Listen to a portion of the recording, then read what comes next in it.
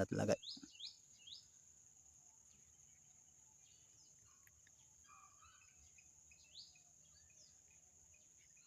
ඉදිලා තියෙන්නේ.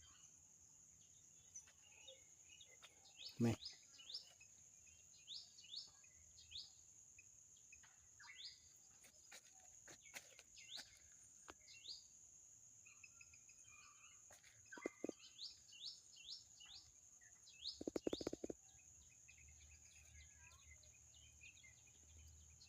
මේ තියෙන රත් කෙසල්. මේකට මාසයයි. පටක රෝපණ රත් කෙසල් පැල.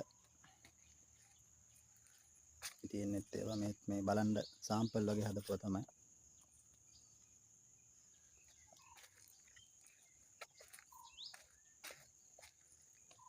මේත් ඒවා මේ තියෙනෙත් ඔය තක්කාලි එක නම් මෙතන අයිනේ eBay වගේ හදිච්ච එකක් මේ. ඒකෙත් ගෙඩි මල් හැදිලා තියෙන්නේ. මේකත් එහෙම eBay හදිච්ච එකක් මේ. ඒකෙත් ගෙඩි මල්. right.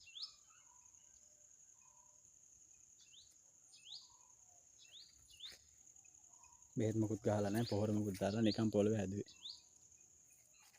right.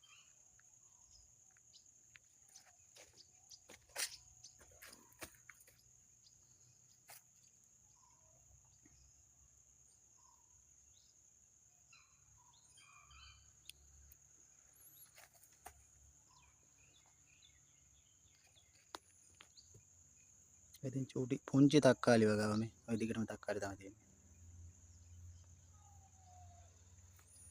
ඉතින් ඔයාලා try කරලා බලන්න. ගෙදර කැමරට හදා ගන්න පුළුවන් මේ. මොකටද කඩෙන් තක්කාලි ගන්න. පෝච්චි එක හැදුවත් ඇති.